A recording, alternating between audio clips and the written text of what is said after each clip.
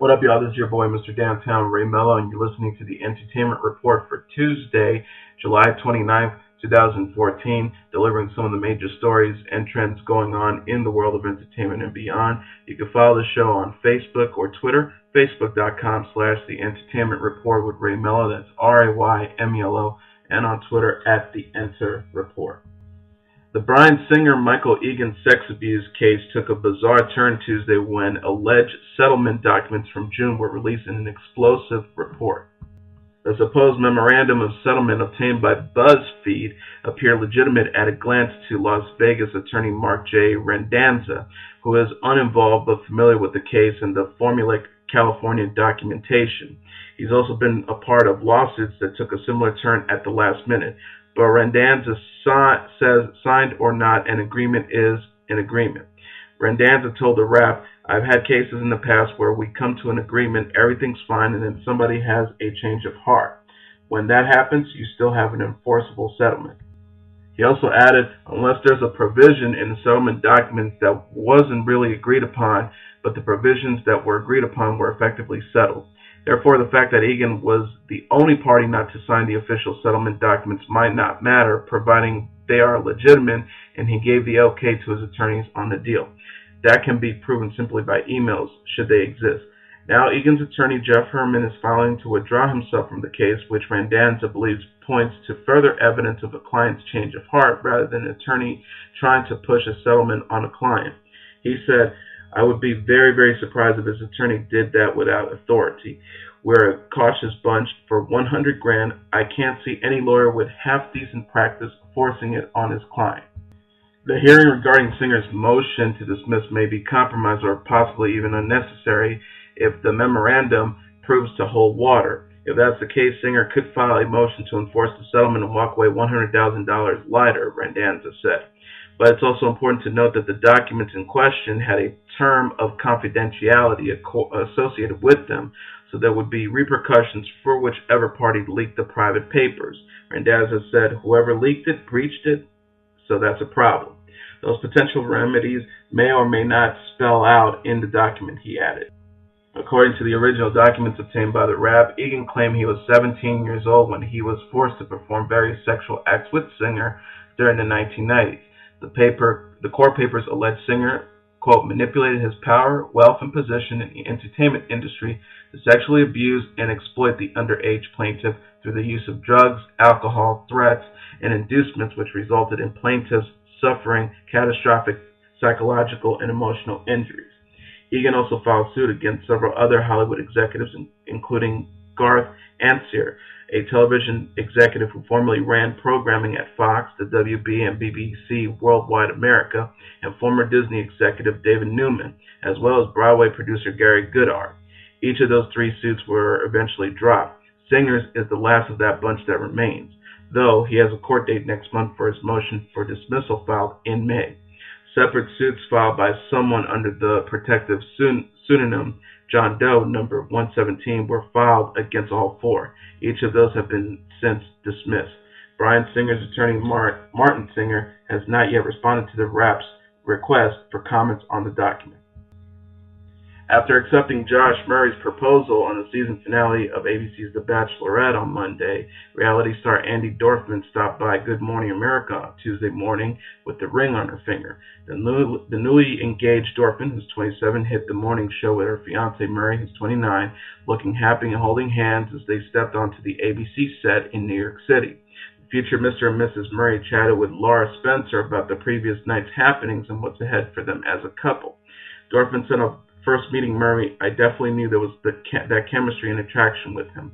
I'm definitely an overthinker, though, so it took me till the very end, but there was something special with him." The Atlanta native chose fellow Southerner Murray over runner-up Nick Viall. Dorfman dismissed Viall, who's 33, before the final rose ceremony in order to spare his feelings once she had decided Murray was the man she wanted to marry. Though the attractive pair's relationship began in front of the cameras, they did not say whether they will take the next step with the tapes rolling. Dorfman said, "We'll see." After the finale, Dorfman and Murray both expressed their love for one another on social media as well. Dorfman captioned an Instagram shot of herself with her man, saying, "Finally able to shout it out from the rooftops. Amazing season, amazing guy, one lucky girl. I love you more than you will ever know." At Josh Murray 11, hashtag The Bachelorette. Murray chimed in with a romantic photo of the couple again on Instagram. "Meet my beautiful fiance and the love of my life at Andi_Dorfman. I've waited 29 years to find her, and it's been well worth the wait. God is so great. Hashtag very blessed. Hashtag forever kind of love." So congratulations to them. Pirates of the Caribbean star Orlando Bloom threw a punch at pop star Justin Bieber early Wednesday morning in Ibiza, Spain, and Justin fled the restaurant, this according to two eyewitnesses. The eyewitnesses told TMZ Orlando was in Cipriani's restaurant, which was packed with celebrities, which included Paris Hilton and Diddy. Eyewitnesses told TMZ that they saw Orlando swing and were told Justin ducked the punch, and that's where the video starts, and you hear Justin scream, "What's up, bitch?" They were told when Bieber left, the crowd applauded. There's somewhat of a backstory between both stars. Justin partied with Orlando's then wife, Miranda Kerr, after a 2012 Victoria's Secret fashion show in New York City, and they got very close. And in April of this year, Orlando was hanging out with Justin's on and off girlfriend, Selena Gomez. Bieber has seemingly responded to the video that surfaced of him allegedly arguing with Orlando Bloom.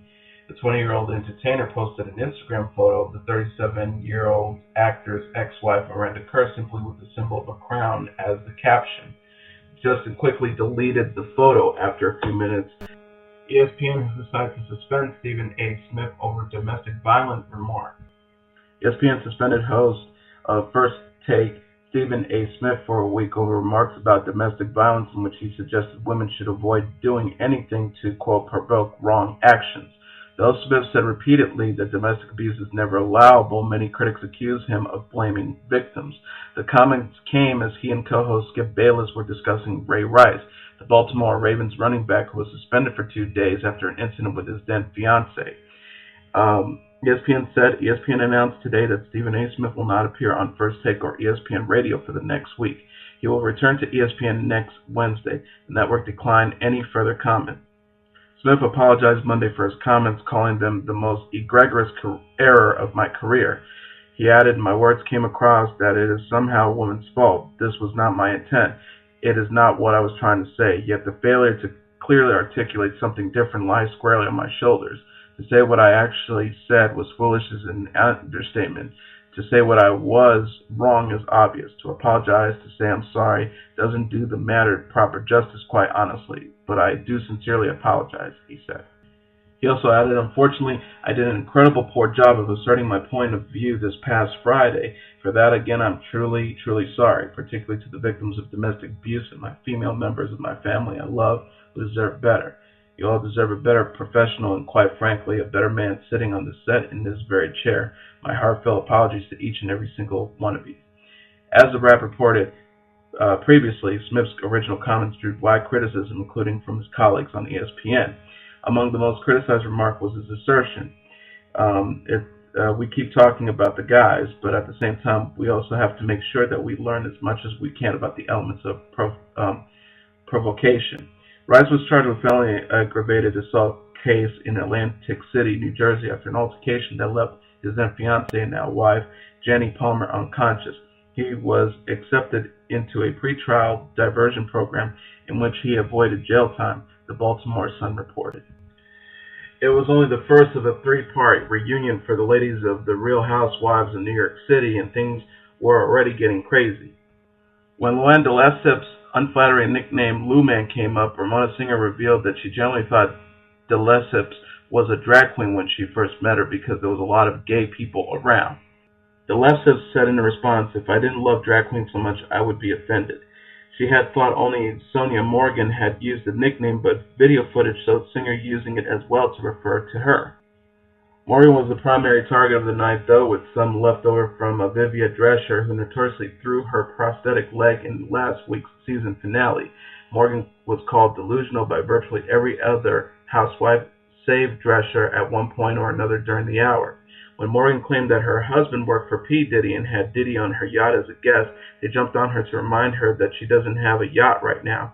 Kristen Teichman got so worked up that she jumped up and started singing Delusional. Drescher tried to jump to Morgan's defense, only to get knocked back herself. When the group started talking about Sonia's claims that she slept with Carol Riswell's boyfriend Russ, Olivia said Carol and Russ have an open relationship. Raswell shut her down immediately, denying the claim and calling her ridiculous. In part 2 next week, it looks like Singer is going on the defense when Andy Cohen asks her about her ex-husband Mario. She gets indignant that he would even ask about her personal life in that way, while he reminds her that she's the one who chose to put her personal and sex life on television in a reality show, making the quarry fair game. During a press junket for Guardians of the Galaxy, actor Vin Diesel revealed he had just worked with Australian rapper Iggy Azalea 2 weeks ago on Fast and Furious 7.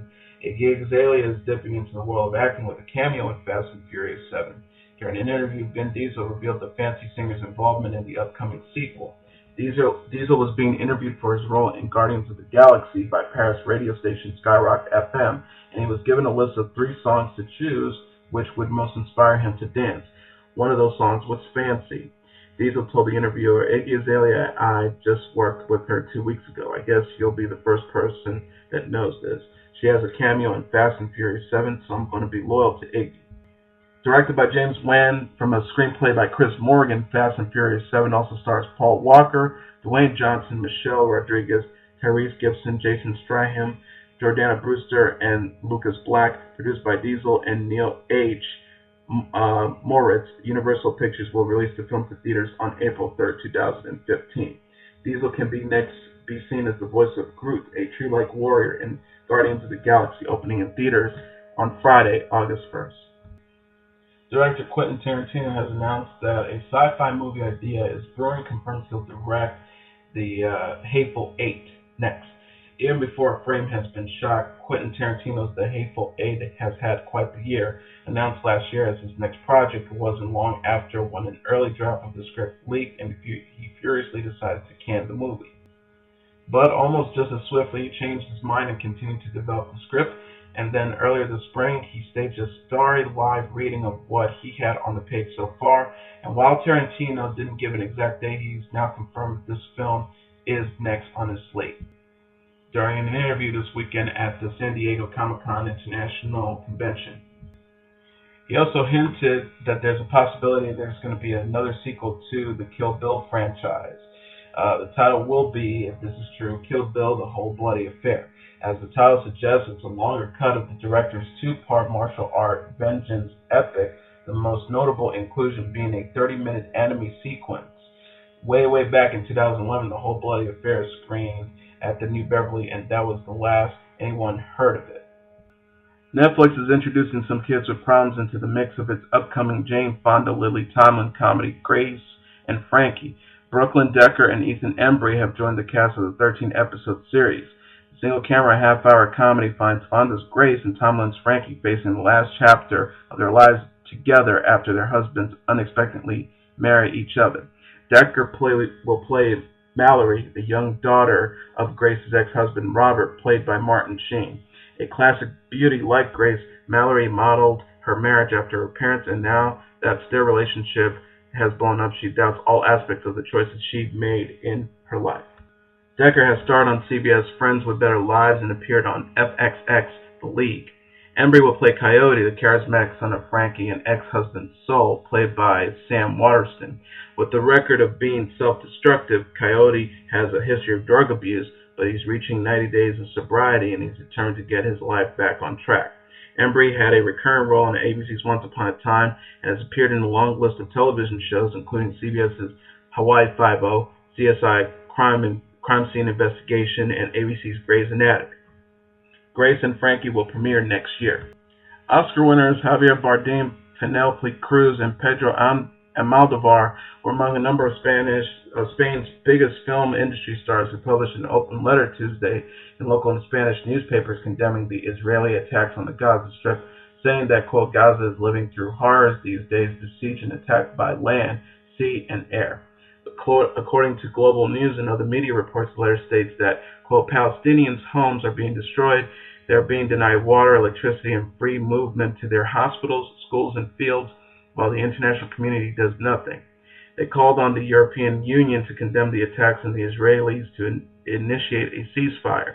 Finally, they request, quote, open border crossings to facilitate the mobility of the population, the entry of medical equipment, medicines, and food, repairing the damage caused by Israeli attacks on physical, moral, psychological levels that the population is suffering. Gaza is civil, especially to children.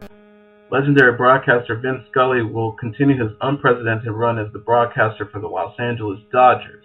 In an announcement made inside the stadium during the Dodgers game on Tuesday, it was revealed that the 86-year-old will return next summer for his 66th season with the team. The announcement came via Dodger players Justin Turner, Yasiel Puig, and Hyun Jin Ryu during the second inning of Tuesday's night.